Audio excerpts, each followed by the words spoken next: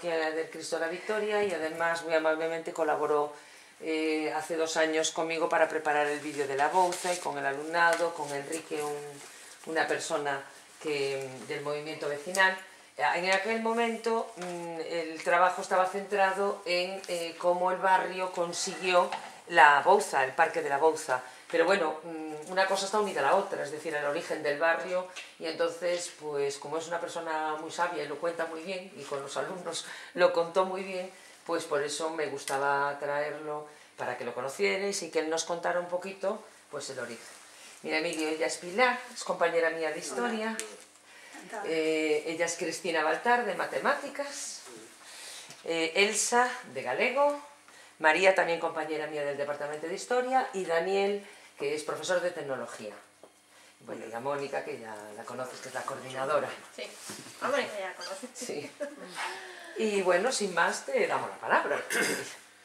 La verdad es que yo no sé si es... yo puse el título, puse Historia de la animación comunitaria. Muy bien, bueno. No sé si eso puede servir realmente. Bueno, el polígono de Colla, ya sabéis la situación de él, está en el distrito 4 del Plan General de Vigo. Es un polígono que tiene 4 barrios, y el barrio de Bouzas, el barrio de Colla, que es el original, el barrio del Rocío y el barrio Cristo de la Victoria, y el título del Cristo de la Victoria nos viene por las casas sindicales de ahí, del Cristo de la Victoria, que son las casas más originales de aquí, bueno, la verdad es que estos 4 barrios, sin embargo, tienen muy poca relación, entre sí. O sea, por ejemplo, nosotros, los del Cristo de la Victoria, nos relacionamos más con la Florida. La tendencia va más para la Florida, que la avenida yo llamaba siempre la avenida San Mil, voy a llamarle también la avenida San Mil o Castelao, dividió totalmente los barrios. ¿Y cómo nació este polígono? Pues nació el polígono en la época del desarrollismo de Vigo, en donde se dieron cuenta perfecta de que tanta migración que iba viniendo, sobre todo motivada por Citroën, pues se daban cuenta del desfase total de casas que estaban viviendo, y entonces vieron la posibilidad de solucionar el problema de la edificación aquí, construyendo este polígono. Es un polígono clásico, los polígonos clásicos es un polígono dormitorio, fue un polígono dormitorio, y ya después voy a explicar un poco las situaciones. Y el sistema que usaron fue la expropiación, cobraban o pagaban 40 o 50 pesetas, 40 o 50 pesetas por metro cuadrado, y eso sí que causó conflicto, sobre todo por los indígenas que estaban aquí viviendo, que necesariamente les causó un trastorno. Bueno, la situación la parroquia, voy a decir, muchas veces a lo mejor uso el término barrio como parroquia, pero yo prefiero más usar el término parroquia, sobre todo con el sentido de aquí de Galicia. No es el eclesiástico, religioso, ni muchísimo menos, sino el sentido aunque la Iglesia aquí tuvo máximo interés y entonces fue un poco asumido el término parroquia, más el Cristo de la Victoria por el título que han dado del grupo sindical y al mismo tiempo el hecho de la parroquia. Bueno, la parroquia nació también en el 73, es verdad que el primer proyecto de este polígono fue en el 60, la renovación o reconversión realmente del polígono fue en el 73, y el límite de la parroquia, concretamente el barrio nuestro, es en el norte tenemos la avenida Castelao, nosotros en la calle Nigrán es el sur, después la calle Tuy, y después hay una especie de imaginaria del colegio Lope de Vega. No, el colegio de las monjas el Amor de Dios, el colegio de Amor de Dios.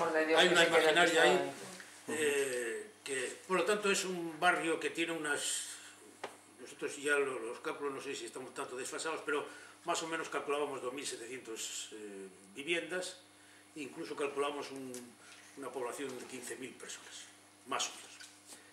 Bueno, ¿cuáles eran las características estas? Las características del barrio, estoy hablando del 73. Sí, es lo que nos interesa. Las características del barrio eran el 95%, los estudios que hacíamos, el 95% era gente obrera. Por supuesto era migración interior de Galicia.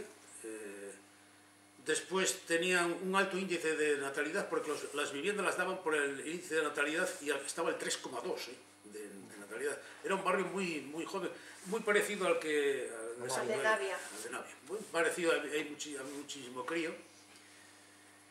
Y por otra parte, la situación de la población era una situación un tanto de esquizofrenia, porque tenían una cultura rural, no habían asimilado la urbana y andaban a dos pies, pero les causaba un trastorno tremendo. Daros cuenta que esa gente, la gente sobre todo por inmigración, tenían la familia en el pueblo, los familiares, tenían todo un sinfín de cosas que les daban una cierta seguridad. Vinieron aquí y el barrio era monstruoso en todos los aspectos. Era un barrio dormitorio, totalmente dormitorio.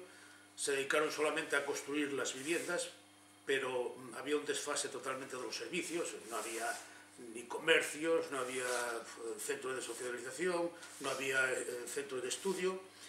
Con deciros que en ese tiempo yo había hecho un estudio y iban a 68 centros distintos, los chavales de aquí. Jesús. Para que os deis cuenta un poco de la realidad. Era tremendo. La pelea que nos llevó todo eso fue tremenda. Bueno, no existió, por lo tanto, en este polígono no existió una planificación. No existió planificación. No sabían el tipo de familias que iban a venir, con las características en absoluto. Se juntaron en las viviendas, sobre todo todas las viviendas de lo que le llamaban las casas de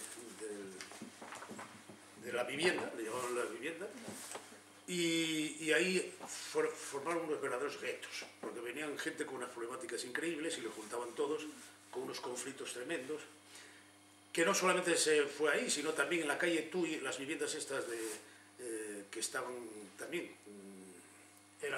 fue unos conflictos increíbles, porque no había ningún tipo de planificación, ni el tipo de familia, ni la problemática que iban a traer, y por lo tanto los juntaron ahí simplemente pero eso fue una bomba. Por otra parte, tampoco había planificación, porque del 63 al 73, el proyecto que había del 63, que fue renovado en el 73, había un conflicto increíble. Nos habían tomado zonas verdes. Por ejemplo, el INEG estaba en zona verde, está construido en zona verde. El economato de Citroën está construido en zona verde. Y los sindicatos verticales que había aprovechaban un poco el influjo político que podían tener para construir cooperativas. Y no, con una falta de visión total, pues construían realmente matando zonas verdes a diestra y siniestra, porque construían los bloques de viviendas que estáis viendo. Por lo tanto, se juntaba aquí una insuficiencia de renta, de educación y de sanidad. ¿Y quiénes padecían más esta situación? Sin duda alguna, la mujer. Las mujeres era cosa... Daros cuenta que el 85% de los padres que vivían tenían lo que se llama educación primaria y menos. Muchos de ellos, muchísima gente no sabía leer ni escribir, muchísima gente. Que fue lo que promovió por parte de nosotros, por parte de la parroquia, el construir una escuela para mayores, que se decía, para adultos. Pero eso ya lo veremos después. Ya os dije también, las prestaciones sociales eran nulas, se construyó solamente las viviendas, simplemente para recuperar la fuerza de trabajo, porque de lo demás como no se existiese nada. No había nada de nada, no había ni comercios. Nos venía una camioneta de la CA, después de muchas reivindicaciones, una camioneta de la CA para traer la alimentación. Era tristísimo ver las mujeres con las cestas y con las bolsas subir de Bouzas, porque iban a comprar a Bouzas, subir de Bouzas aquí o de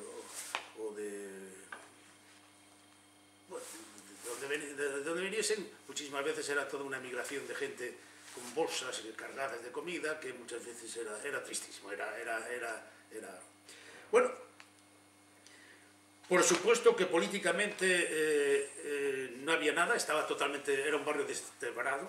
Había el inicio de Vulcano, de las casas de Vulcano, ya sabéis que Vulcano, sin duda alguna, fue pionera en el mundo sindical, en la lucha sindical, y en las casas de Vulcano había bastante sindicalismo, sobre todo de comisiones obreras, pero no se implicaba mucho en el barrio. Vulcano, sobre todo la cooperativa Vulcano, estaba un tanto al margen, era un poco retos, se creían superiores, no se implicaban.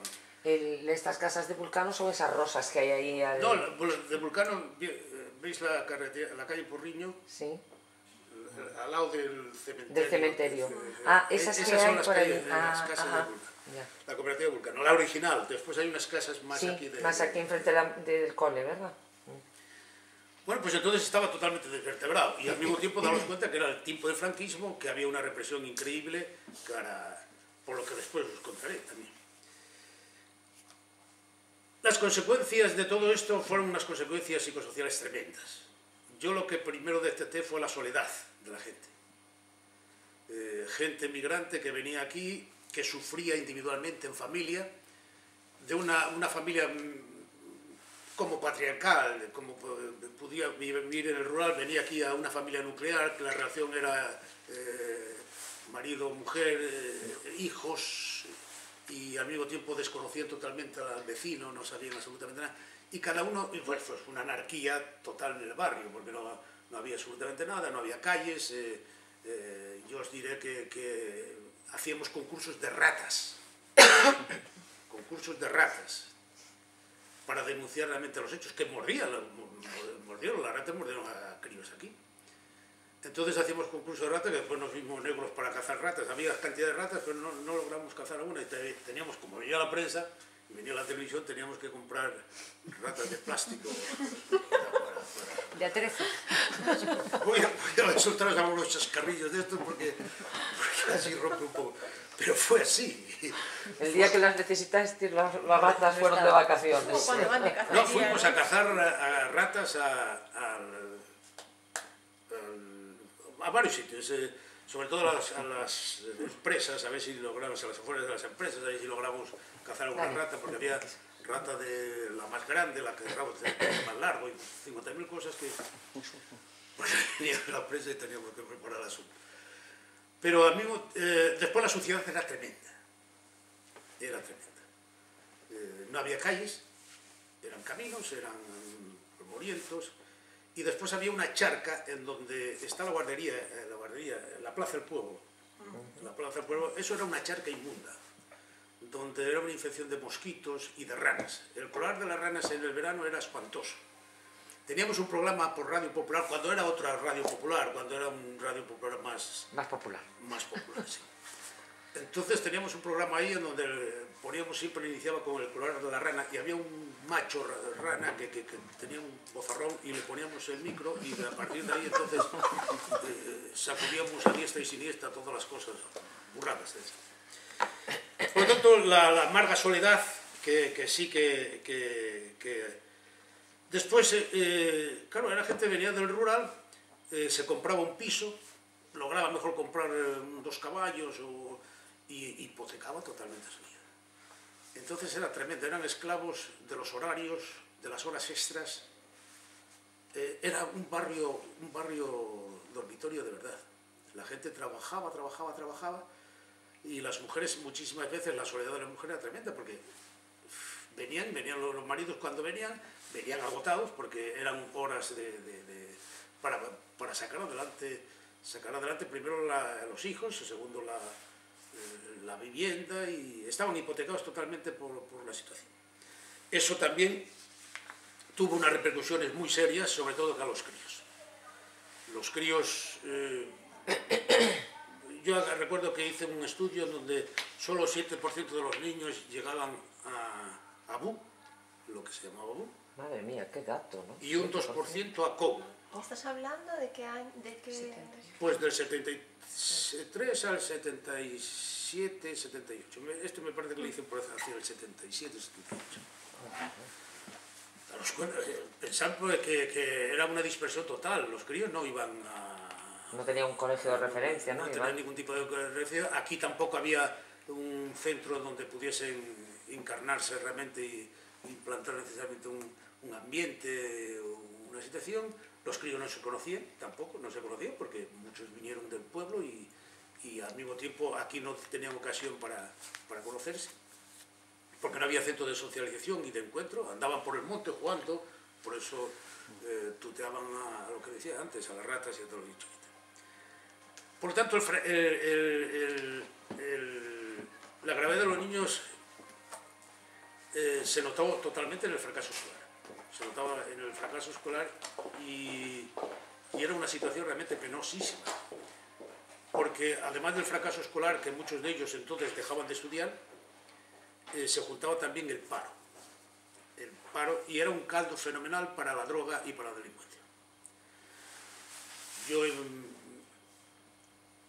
Lo de la droga, realmente el barrio, hicimos cosas, pero no hemos dado... Es verdad de que de aquí salieron muchas madres contra la droga, todo lo del Carmen Avendaño, toda la movida del Carmen Avendaño, salieron muchas madres, pero no hemos logrado aquí, hemos hecho cursillos, sobre todo de jardinería, para poder evitar a los chavales la droga. Hemos hecho concursos, trabajos de una cosa y de otra. Incluso implantamos un poco la moda de ir a pescar. Yo iba a pescar con una serie de ellos que cada poco tenía que ponerle, nombrar, oye, fulanito, tal, a ver si estaba o se me había tirado al agua, porque no sabíamos por qué, o había tomado cualquier tipo de... Entonces teníamos que tener un control y me ponían los chichos, esos que estaban de los chichos. Me ponían en una roca todo un día con 10 o 12 y Chicho va y Chicho viene y dice, puedes coger la radio y se me la va a tirar al río. O sea, que estamos... ¡Joder, no te gusta! Me ponían... Estamos hablando de los padres de los chavales que tenemos ahora. Sí. O sea, De los padres de los chavales que... Bueno, de los abuelos. No, de los abuelos. No, de los sí. abuelos. De los abuelos. Yo creo que sí, que de los abuelos. Estamos en el 2000, hasta el 70 y pico. De los abuelos. Bueno, por ahí, no, por ahí, sí, puede ser que sean los padres. Si eran adolescentes, Depende de los jóvenes que tuvieran. Claro, Sí. de todos, depende de la edad en que Sí. sean. Bueno, yo estoy pensando ahora en gente de aquí que conocemos aquí del de barrio. Barroque, pues claro, tienen ya los críos, tú, Saúl, Tata, Los todos padres, estos los que padres. que ya son los abuelos, eran los originales de los que vinieron aquí, los que vinieron. Bueno, había que actuar. O sea, la realidad, teníamos que actuar y empezamos a actuar con una pedagogía participativa que promoviese prácticas y actividades voluntarias de los vecinos cara a una mayor calidad de vida. Era siempre pero nunca sobre el pueblo. Y lo digo porque yo muchísimas veces, a lo mejor en los análisis que hacías de la realidad, decías, hombre, la causa está aquí y había que abordar aquí y darle palo en las reivindicaciones de esto. Pero si no lo sentía el pueblo o no fue capaz de captarlo todavía, se respetaba al máximo. Se respetaba al máximo para ello. Es más, que incluso todas las reivindicaciones que hacíamos, generalmente las hacíamos después de que había un bloque o había una cierta mentalización cara al asunto. Por eso el éxito que hemos tenido aquí fue más la constancia. Era la constancia. Sabían los poderes, tanto políticos como económicos, sabían que si nosotros nos lanzamos a una reivindicación era de temer, porque era constancia. Era una constancia. ¿Por qué? Porque la gente se daba cuenta de esta realidad, al mismo tiempo era capaz de ver las causas, de los efectos, de las consecuencias, lo estaba sufriendo y tenía el porqué y las razones realmente para lanzarse a una reivindicación vital.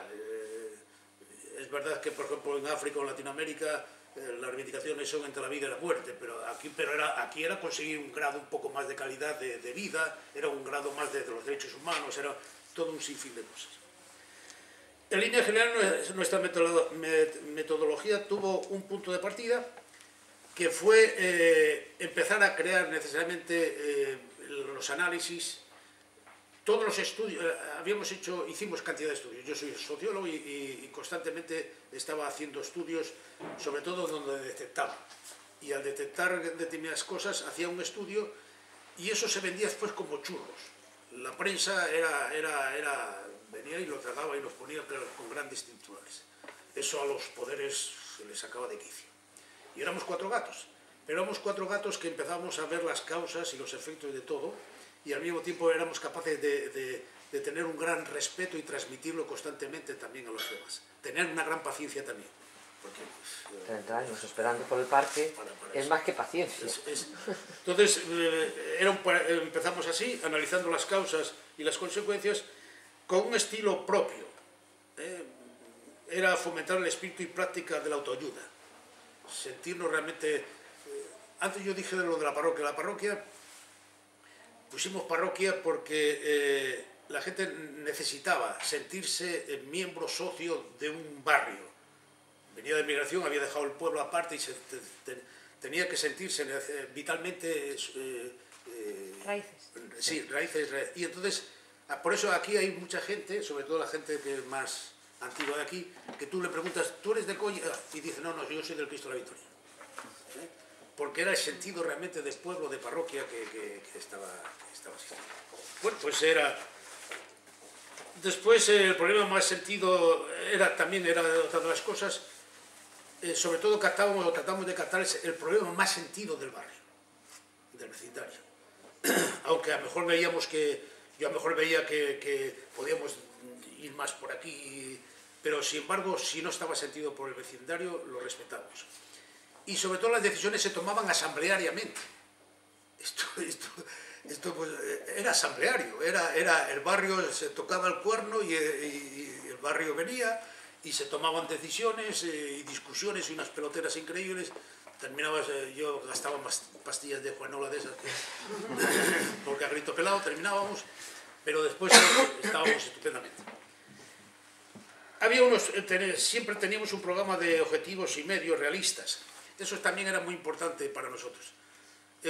No hacíamos unos objetivos así, sino objetivos y medios realistas, que viésemos que estaba en las manos de... Damos cuenta que era gente que venía del rural y con una represión política increíble y que por lo tanto tenían que tocar triunfo. Tenían que... No podías arriesgarse. Unos objetivos a un nivel excesivamente alto porque entonces tenían que tocar. Y el hecho de tocar y darse cuenta iban aumentando constantemente la autosuficiencia de ellos y la autovaloración. Y de ahí también al mismo tiempo de sentirse algunas veces con cierta chulería, un poco chauvinista. Eso somos del Cristo de la Victoria y tal, no sé. Pero bueno, eso había que aprovecharlo también para cantidad de cosas. Las reivindicaciones que hacíamos eran reivindicaciones festivas. Eran reivindicaciones todas festivas. A pesar de que mejor íbamos rechinando los dientes y acordándonos de la madre que parió de fulanito, de manganito, y llamando de tal y lo cual, sin embargo eran festivas. Terminamos siempre con chocolate y churros y cada uno traía chocolate, churros, galletas y tomamos ahí. Eran todas festivas y bueno, si había alguien que tocase algún instrumento, venía y tocaba ahí el instrumento, cantábamos juntos y mal o bien, pero salía todo aquello como si fuese una fiesta popular. Vosotros diréis que... Pero era muy importante todas estas cosas, era muy importante sobre todo el mundo del sentimiento, porque estaba reprimido profundamente por toda esta gente. Por la gente que venía del rural, y los sentimientos aquí se encontró totalmente que no podía expresarlos porque no veía tampoco confianza ni hacía. Entonces era muy importante generar esta situación de festividad.